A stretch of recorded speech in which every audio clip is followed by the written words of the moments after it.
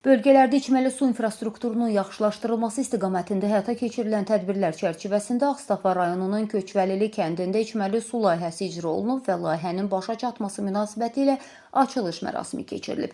Açılış mərasimində Azərbaycan Dövlət Su Ehtiyatları Agentliyinin sədr müavini Yılqar Gülməmmədov, Ağstafa rayon İcra Hakimiyyəti başçısının birinci müavini Müşfiq Hüseynov, ATSİA'nın tabeliyində fəaliyyət göstərən Regional Su Meliorasiya Xidmətinin İdarə Heyətinin sədri Zakir Quliyev, agentliyin nümayəndələri və kənd sakinləri iştirak ediblər. Layihə çərçivəsində Köçvəlili kəndində mərkəzləşdirilmiş su təchizatı sisteminin yaradılması məqsədi ilə mövcud su təchizatı sistemi genişləndirilərək yeni su xətləri inşa edilib. Bu məqsədlə yaşayış məntəqəsində ümumilikdə 3,5 km uzunluğunda su xətti çəkilib və 296 fərdi yaşayış evinə birləşmə verilib. Eyni zamanda əhaliyə verilən suyun dəqiq uçotunun aparılması və sudan səmərəli istifadə olunması məqsədi ilə hər bir abonent su sayğacı ilə təmin edilib.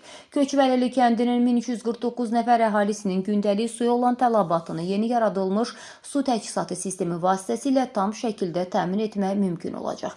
Qeyd edək ki, Ağstafa şəhərinin mövcud su təchizatı sistemi Vurğun qəsəbəsində yerləşən 6 ədəd subarteziyan quyusundan götürülən suyun məhsuldarlığı sutkada 4900 kubmetr olan əks-osmos tipli su təmizləyici qurğuda təmizlənərək şəbəkəyə ötürülməsi hesabına fəaliyyət göstərir.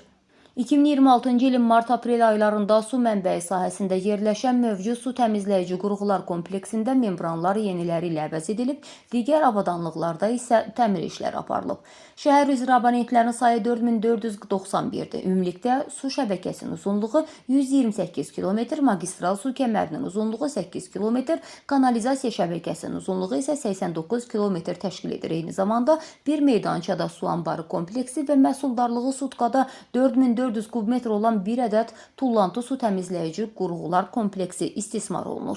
Rayon üzrə ümumilikdə 12 yaşayış məntəqəsinə su təchizatı xidməti göstərilir.